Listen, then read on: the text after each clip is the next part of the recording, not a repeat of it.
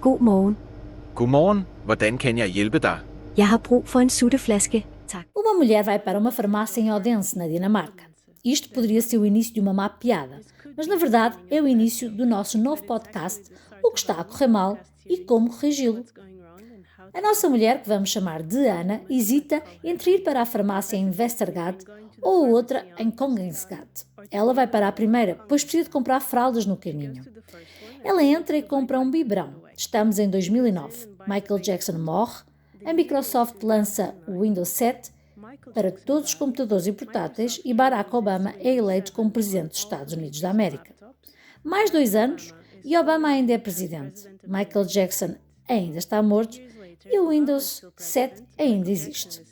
A mesma mulher vai para a mesma farmácia para comprar um biberão. A diferença entre os dois qual é?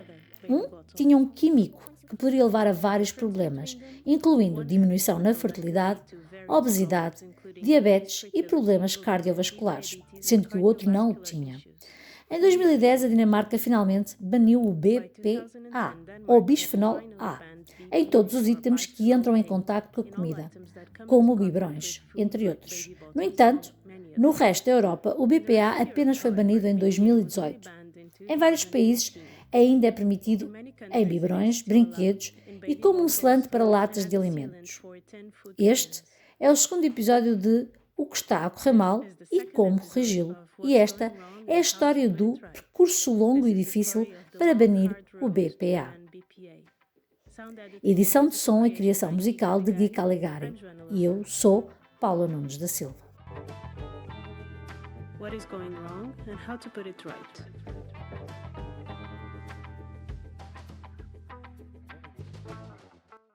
Imaginem uma indústria que promove um químico específico. Provas começam a amontoar-se contra o uso desse químico. Cientistas, um após o outro, descobrem que leva a efeitos seriamente negativos na saúde humana. Um país bane-o e o outro faz o mesmo. E o que é que a indústria faz? Ela reclama às autoridades que banir este químico infringe a livre circulação de mercadorias.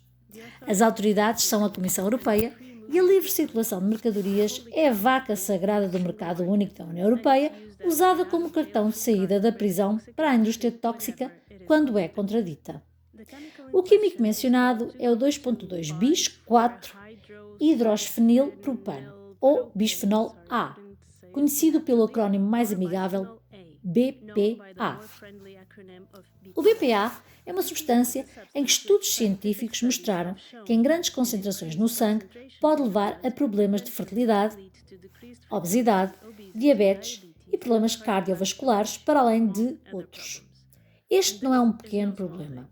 Na União Europeia, mais de metade dos adultos tem excesso de peso. 1 em cada 10 vive com diabetes e este número tem duplicado na última década. E quase 49 milhões de pessoas têm uma doença cardiovascular. É óbvio que estas doenças não são todas causadas por BPA. Elas são o resultado de uma interação de fatores complicada. Mas poder reduzi-los, mesmo sendo um psicopata que não está a pensar sobre isto na perspectiva humana, mas na perspectiva neoliberal de poupar dinheiro, isto faria sentido. Estas doenças custam às economias da União Europeia bilhões de euros todos os anos. Então, por que é que se demorou 2 anos a banir o BPA?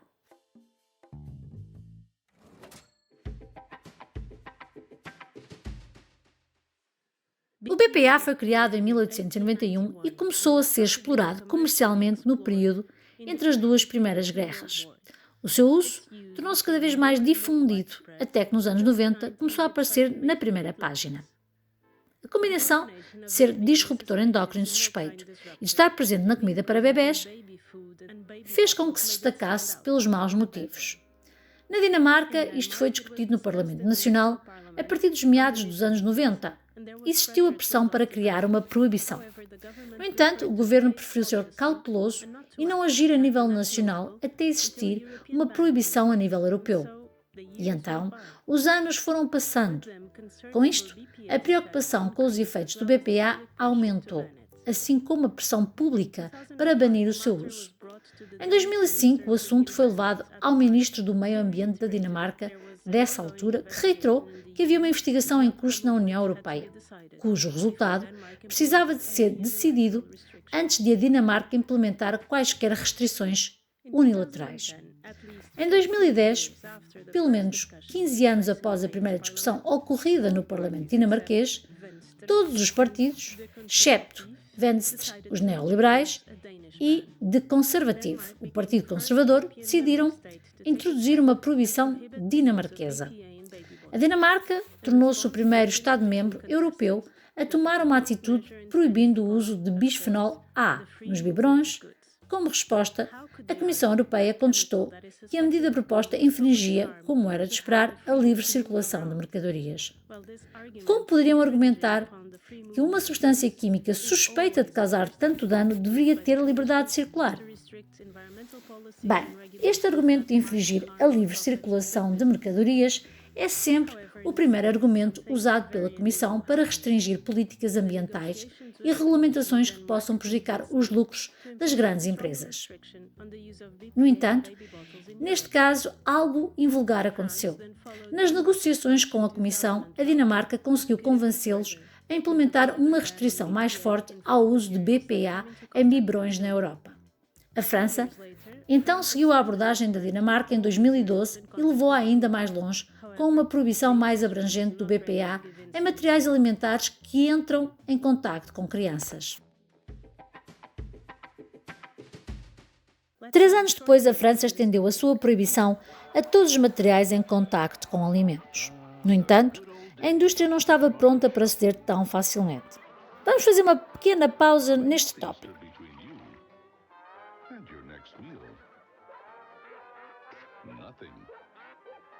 But today, there are materials that help lock out harmful contaminants and reduce spoilage, keeping us safe and the food we eat fresh.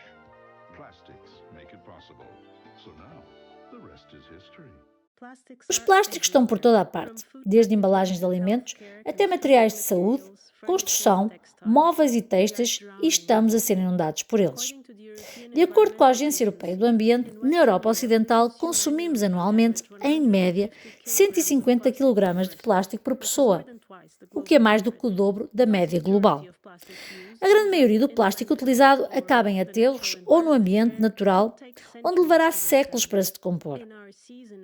Num relatório do Fórum Económico Mundial, foi referido que até 2050 os plásticos irão superar os peixes, em peso, nos nossos mares e oceanos.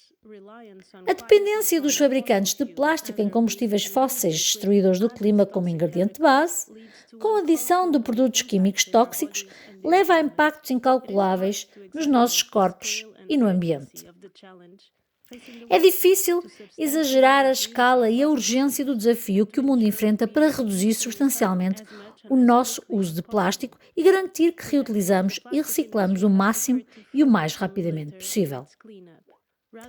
Durante décadas, a indústria dos plásticos preferiu concentrar-se no lixo e na sua limpeza, em vez de abordar algumas das questões mais fundamentais, como o design de produtos, os processos de fabrico e o desenvolvimento de alternativas reutilizáveis ou não plásticas.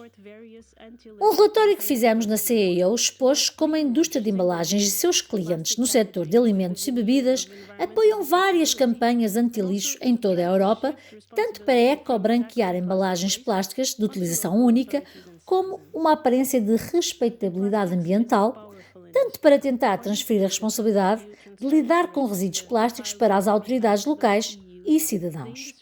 Os plásticos são uma indústria poderosa. De acordo com dados do Registro de Transparência da União Europeia, compilados no lobbyfacts.eu, a Associação da Indústria Plastics Europe emprega 30 lobistas. Gastou entre 4 a 4 milhões em lobby em 2022 e teve 32 reuniões com altos funcionários da Comissão. E olhem que estas não são fáceis de agendar. Vamos voltar à nossa história. Agora chegamos a como a medida foi realmente atrasada. Em 2013, a Plastics Europe reclamou à Comissão Europeia sobre a proibição francesa do BPA, argumentando, como adivinhou, que infringia a livre circulação de mercadorias. Por outro lado, a Comissão teve um desacordo interno a este respeito. O Departamento do Mercado Interno considerava a proibição totalmente desproporcional e queria punir a França, enquanto a Direção-Geral de Saúde e Segurança Alimentar apoiava a medida. Para piorar as coisas, o Tribunal Constitucional francês, que levou a questão adiante, fez uma decisão paradoxal. Embora tenha mantido a proibição de materiais com BPA em contacto com alimentos na França, apoiou o uso de materiais com BPA em contacto com alimentos para mercados de exportação, para, citando, proteger a competitividade das empresas francesas. Em outras palavras, o BPA era considerado perigoso para os consumidores na França, mas estava tudo bem exportá-lo para o resto do mundo. Entretanto, a Plastics Europe não desistiu. A CIO apresentou pedidos de acesso à informação sobre o assunto. A Lei da Liberdade de Informação é um procedimento que pressupõe que as pessoas têm o direito de saber sobre as atividades e autoridades públicas e, teoricamente, permite-nos, enquanto cidadãos, aceder aos documentos do Parlamento Europeu, do Conselho e da Comissão Europeia. Eu digo teoricamente porque, na maioria das vezes, as respostas demoram muito para chegar e, muitas vezes, são tão censuradas que não podemos lê-las.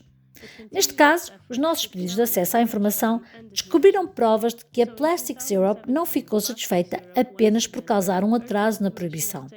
Continuou os seus esforços para contestar a proibição francesa e a Comissão.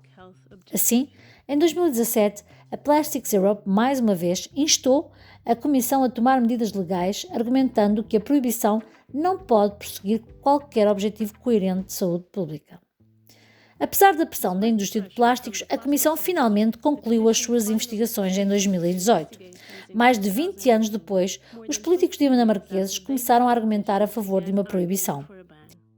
E desde então, as provas científicas sobre os efeitos negativos do BPA na saúde só têm aumentado. No início de 2022, a Plastics Europe, e temos que admirar a sua tenacidade, mais uma vez contestou a proibição do BPA pela União Europeia, mas o recurso foi rejeitado pelo Tribunal de Justiça da União Europeia. Após a Agência Portuguesa dos Produtos Químicos determinar que o BPA é uma substância de muito elevada preocupação para a vida selvagem, a Comissão anunciou suas intenções de impor restrições abrangentes ao uso do químico. Olhando para trás, embora os objetivos do lobby corporativo não tenham sido alcançados, o desafio da Comissão, instigado pela indústria às restrições a nível nacional deste químico tóxico, claramente causou atrasos desnecessários e, francamente, possivelmente perigosos. Recentemente, a Dinamarca estava a discutir uma proibição de PFAS, produtos químicos persistentes no ambiente. E os mesmos argumentos foram mencionados. Irão os dinamarqueses avançar com a sua proibição ou irão esperar novamente por uma decisão a nível europeu? Isto ainda está por vir. Mas se esta história nos diz alguma coisa, é que os Estados-membros não devem esperar por proibições a nível europeu de substâncias que sabem ser perigosas. Este é o fim do nosso segundo episódio. Por favor, partilhem, classifiquem e enviem-nos uma mensagem com o vosso feedback. O que está a correr mal e como corrigi-lo, do Observatório da Europa Corporativa.